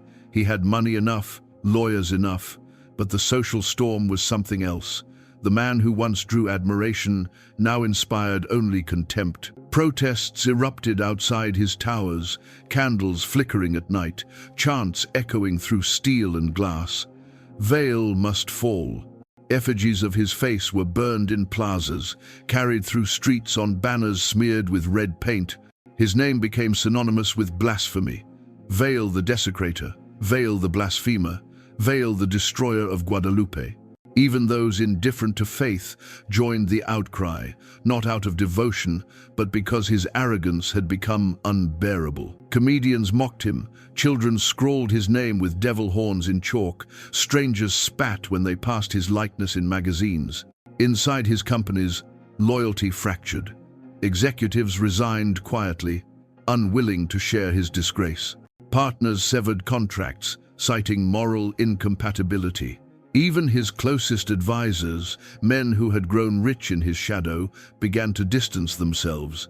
In boardrooms where once his voice silenced all others, now his absence was preferable. The blow that cut deepest was personal. For years, Adrian had surrounded himself with admirers, friends purchased with luxury and influence. But in the weeks after the crash, invitations dried up, calls went unanswered, even his most loyal companions faded. He found himself eating alone, drinking alone, staring across long tables at empty chairs. Wealth still surrounded him, but it no longer carried weight. What use was an empire when it no longer commanded envy? And then came the banks. Quietly, cautiously, they began to withdraw support. Loans tightened, credit lines shrank. Insurance companies balked at covering liabilities tied to his name. The wreck of the Bugatti alone became a symbol of waste, a monument to hubris. One insurer released a statement, "We cannot indemnify arrogance." The phrase echoed through headlines, quoted endlessly. Adrian tried to fight back. He hired a new team of publicists who urged him to apologize publicly, to kneel before cameras, to show contrition. He refused. "I will not bow," he told them, slamming his fist against the table. "Not to priests, not to mobs, not to statues. I am not weak." His words, once commands, now sounded like desperation. The publicists resigned within a week. At night, he still heard the bells. He still smelled roses, still dreamed of the Virgin's eyes. But now, those visions bled into his waking life. Meetings blurred into hallucinations. He would glance across a conference table and see turquoise cloth draped over chairs, or shadows forming hands folded in prayer. He blinked, and the images vanished, but the dread remained. His empire was bleeding, his mind was fraying, and for the first time in his life, Adrian Vale felt not just hated, but irrelevant. The man who had once ruled with speed and certainty was now hunted by whispers, lawsuits, protests, and the weight of a faith he had mocked. The more he fought, the faster the cracks spread. He had believed nothing could stop him. Now, everything was stopping him at once. Silence had once been Adrian Vale's ally. In the penthouse above the city, silence meant control, space for calculations, the absence of interruption. But now, silence was his enemy. It crept through the rooms like a living thing, pressing on him, whispering in echoes only he could hear. His empire had shrunk to these walls. Calls went unanswered, meetings cancelled, invitations withdrawn. The city below still glittered with life, but none of it belonged to him anymore. Former allies crossed the street to avoid cameras that might catch them at his side. Old friends forgot his number. Even the women who had once orbited him, drawn by wealth and glamour, abandoned him without farewell. He ate alone, he drank alone. And when he walked through the vast emptiness of his penthouse, every step reverberated like mockery. The visions grew worse. At first it was the mirrors, still cracked despite replacement. No matter how many new panels he installed, by morning hairline fractures spread across the glass. And in those fractures, his reflection warped. His eyes would lower, sorrowful, not his own. His mouth would tremble with words he had not spoken. "Forgive me." Sometimes the scent of roses arrived without warning, saturating the air so heavily he gagged. He would tear through rooms searching for flowers, convinced someone had infiltrated his fortress. Security guards swore no one had entered, yet the fragrance lingered, clinging to his skin. He scrubbed himself raw in scalding showers, but the scent returned the moment he closed his eyes. Sleep became a battlefield. Each night the dreams came, the hill, the chapel, the statue whole again, her cloak stretching across the horizon, her eyes unyielding. He would crash again and again, each time the car shattering, his body breaking, his screams echoing in the void.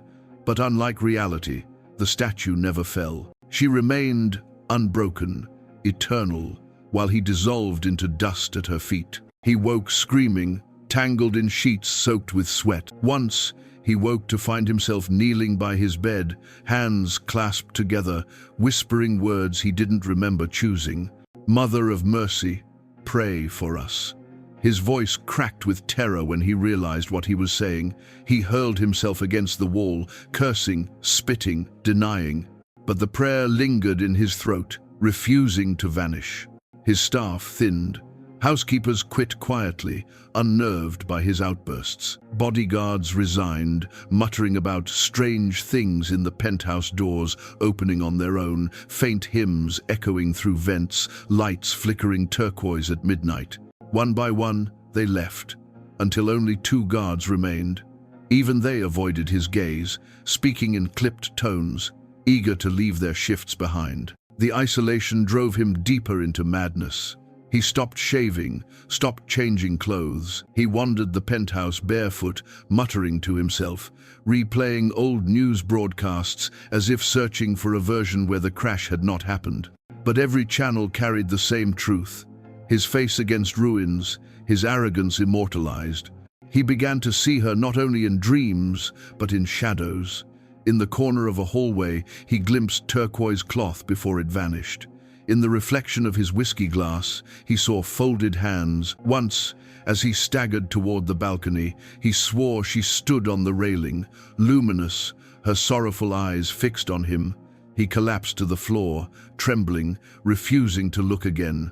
Food lost its taste, drink no longer dulled the torment. Numbers, once his refuge, blurred on the screen. He tried to bury himself in financial reports, but turquoise ink bled across the spreadsheets, turning profits into prayers. He smashed laptops against walls, tore papers into shreds, but the symbols always returned. Nights stretched endlessly. Bells tolled faintly in his ears, never ceasing. Sometimes hymns rose beneath them, voices of crowds singing in languages he didn't understand, but somehow knew. He pressed his fists to his ears until blood seeped from his nails into his skin. Still, the sound endured. Paranoia consumed him. He ordered curtains drawn at all times, convinced drones hovered outside. He accused his guards of betrayal, screaming that they were spies sent by the church. He tore through closets, searching for hidden microphones, ripping shelves apart. He smashed every camera in the penthouse, every phone, every device, until silence truly surrounded him, yet even then, he felt watched. The Virgin's eyes haunted him everywhere. In one moment of drunken defiance, he staggered to the wrecked Bugatti, still kept in storage. He stood before its twisted metal, staring at the place where the statue's fragments had once lain. "You are gone," he hissed. "Do you hear me? You are gone." He pounded his fists against the hood until his knuckles bled. Then, breathless, he froze. For there, in the dented steel, faint outlines had formed lines of turquoise paint, as if her cloak had imprinted itself into the car's wounds. He stumbled back, horrified. His guards found him screaming in the garage, ordering the car to be destroyed. Yet when the crane came to lift it, the machinery stalled, hydraulics failing, sparks flying. Workers refused to continue, muttering that the wreck was cursed. The car remained, a corpse he could not bury. By the third week, Adrian no longer trusted the boundary between waking and dreaming. He wandered rooms at night, whispering apologies, only to rage against them by dawn. He tore paintings from walls, shattered statues he had once purchased for millions. None of it mattered. The emptiness grew heavier. He was alone, not by accident, but by consequence. The empire he had built had abandoned him. The faith he mocked now surrounded him, and within the silence of his penthouse, Adrian Vale confronted the one enemy he could not buy, silence, sue, or outrun: himself. And himself was crumbling. The hill where the statue once stood had become both a wound and a pilgrimage site. For weeks it lay in ruin, scattered with shards of stone and dried wax, guarded only by candles that never seemed to go out. But slowly, almost imperceptibly at first, the wound began to heal. Not through money or power, not through government decrees, but through the hands of the faithful. It began with the parish. Father Ignacio, still trembling from the day of the crash, gathered his flock on the chapel steps. "We cannot live in sorrow forever," he told them, his voice rough with grief, yet steady with conviction. "The Virgin is not gone. She is alive in us. If her image is broken, we will build her again, not with arrogance, but with love." The people answered with tears, with applause, with prayers rising louder than the traffic below. And from that moment, the rebuilding began. Masons volunteered first. Old men with weathered hands, younger men still learning the craft. They brought tools, stones, chisels. They offered their labor free of charge. "My mother prayed here," one said. "Now I will repay the favor." Artists followed, sketching designs on paper. arguing passionately about form and color. Some wanted a replica of the original. Others envisioned something new. A virgin rising from broken shards, cloak spread wide to gather all who suffered. In the end, the community voted, deciding not to erase the memory of the crash, but to honor it. The new statue would be taller, brighter, forged from both stone and metal, salvaged from the wreckage. A symbol not of defeat, but of resurrection. Children carried coins in their palms, dropping them into donation jars. Street vendors pledged a portion of every tamale, every taco sold. Women sold embroidered cloths, stitched with roses and stars, giving all proceeds to the fund. Even the poorest found ways to give a loaf of bread, a handful of candles, a day's labor sweeping rubble from the steps. News spread of this grassroots rebuilding, and pilgrims began to arrive not only to mourn but to work. Farmers from distant valleys brought wood for scaffolding, carpenters hammered beams into place. Sculptors from Mexico and Spain offered their skill, traveling at their own expense. Choirs came to sing while workers labored, filling the air with hymns so that the sound of chisels mingled with song. The site became a living cathedral. Each day began with prayer, workers laying down tools to kneel together, asking for strength. Each evening ended with Mass, the sun setting behind makeshift altars as voices rose in unison. Torches lit the night, glowing against half-carved stone, against metal beams rising like ribs of a new body. What had been shattered was becoming whole again, but differently, stronger. Media that had once fixated on Adrian Vale's arrogance now turned their cameras on the rebuilding. They captured children painting stars on tiles, women braiding flowers into garlands, men sweating under the weight of stone blocks. The story shifted, from destruction to rebirth, from blasphemy to resilience. Anchors spoke of a people who refused to be silenced. Editorials praised the community's strength. Even secular voices admitted admiration. Politicians tried to claim credit, offering funds, promising support. But the parish refused to let government own the narrative. "This is the people's work," Father Ignacio declared. "No man, no office, no billionaire will claim this miracle. It belongs to all." And so the people continued, united not by contracts or profits, but by faith and memory. Months passed. Slowly, the figure of the Virgin emerged from stone and steel. Taller than before, her cloak swept wider, her eyes lowered in the same serenity that had comforted generations. But at her feet, the sculptors added something new. Fragments of the old statue embedded into the base, visible reminders of what had been lost. Among them lay twisted pieces of steel from the wrecked Bugatti, incorporated into the foundation not as trophies of arrogance, but as proof that even the instruments of destruction could be transformed into symbols of grace. When the day of unveiling arrived, tens of thousands gathered on the hill. Pilgrims filled the streets, their banners waving turquoise and gold. Candles flickered as far as the eye could see. Choirs sang, their voices carrying across the city. The veil fell, and the new statue stood radiant in sunlight.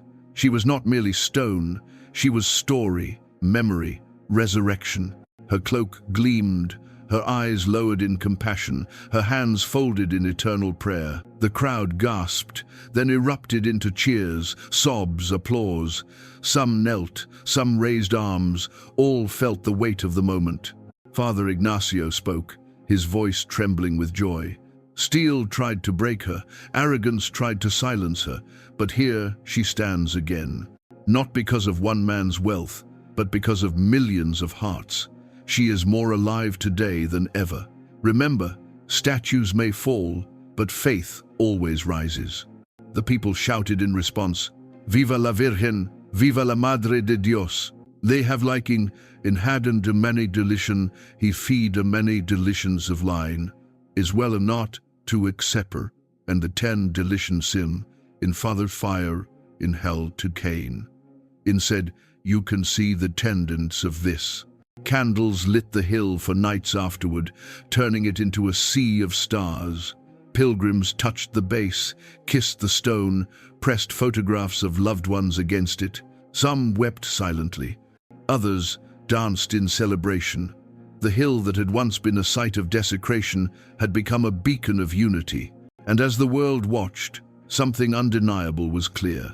Adrian Vale had destroyed a statue, but in doing so, he had unleashed a force far greater than himself. Faith had not crumbled. It had grown, brighter and stronger, rising from ruins with unshakable defiance. The community had rebuilt not only stone, but itself. And in the glow of that resurrection, hope spread farther than the shadow of any tower he had ever built. Adrian Vale no longer recognized the man in the mirror. His jaw was unshaven, his skin pale, his eyes bloodshot and hollow. The silk robes he once wore with pride now hung loose, stained with spilled whiskey and ash from cigarettes he had smoked until his fingers yellowed. His penthouse, once immaculate, was a mausoleum of broken glass and shattered furniture. Curtains were drawn tight against the skyline he had once ruled. The world had become too bright for him. Outside, the city had moved on. Protests still flared, lawsuits still multiplied, but attention had shifted toward the resurrection of the statue. Headlines no longer spoke his name with rage. They spoke of the people's triumph, of the Virgin rebuilt. His story, once thunderous, was already fading into footnotes of infamy. But inside Adrian's mind, the fire had not dimmed. It raged louder, hotter, consuming him with visions he could not control. The bells never ceased. Day or night, they tolled in his ears, heavy, mournful, insistent. At first, he thought they came from churches across the city, but no one else heard them. When he called his guards, demanding they confirm, they shook their heads. Silence. Only he was chosen for this torment. The scent of roses filled every room, stronger each day. He smashed vases, tore apart cushions, burned clothing, convinced someone was planting flowers in secret, but the scent only thickened, sweet and suffocating, as if it bloomed from the very walls. And then there were the eyes. He saw them in mirrors, in windows, in puddles on the street, when he dared venture out. Eyes lowered in compassion, not anger, yet their sorrow was worse than wrath. He screamed at them, cursed them, covered them with sheets, but they returned. They always returned. On the night the new statue was unveiled, Adrian sat alone in darkness. He had refused every invitation to appear in court, ignored every plea from his board, dismissed every call for apology. Tonight, the city celebrated without him. From his balcony, he saw faint glimmers in the distance. Thousands of candles climbing the hill like stars torn from the sky. He heard the hymns carried by wind, even 38 stories high, and for the first time in his life, he wept. Not from guilt, not yet, but from something deeper, from the realization that the world had gone on without him and he was utterly alone. The dreams that night were different.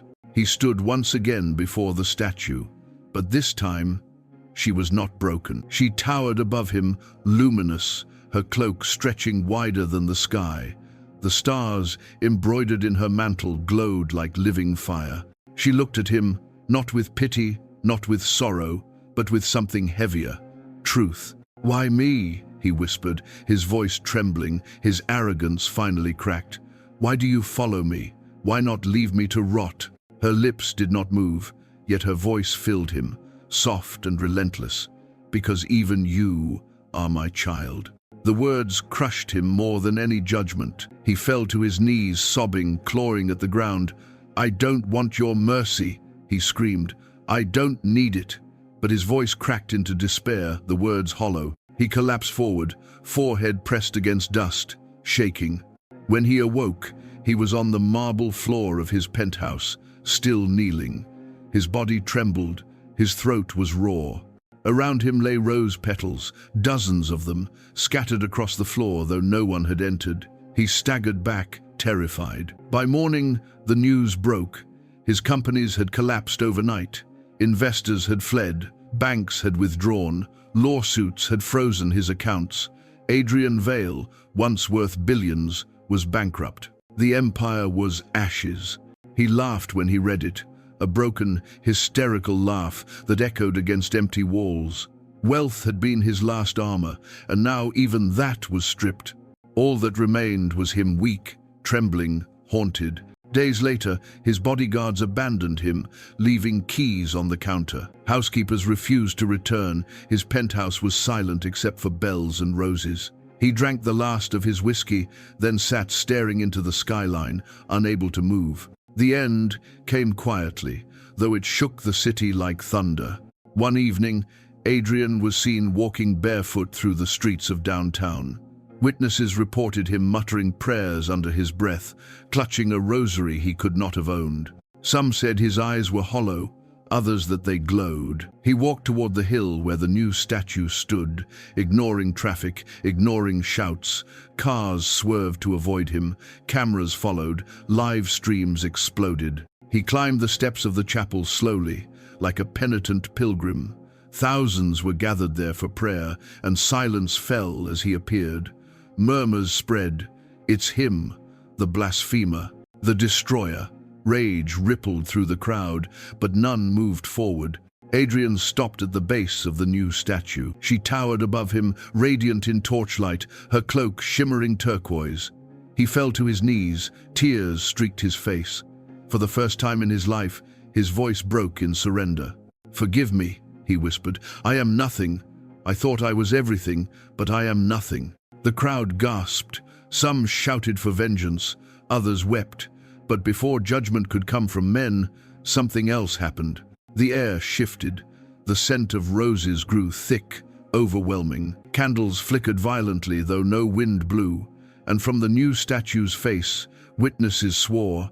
A single tear of water slid down the stone cheek, glistening in firelight. Adrian looked up and saw it. His lips trembled. "She weeps. For me."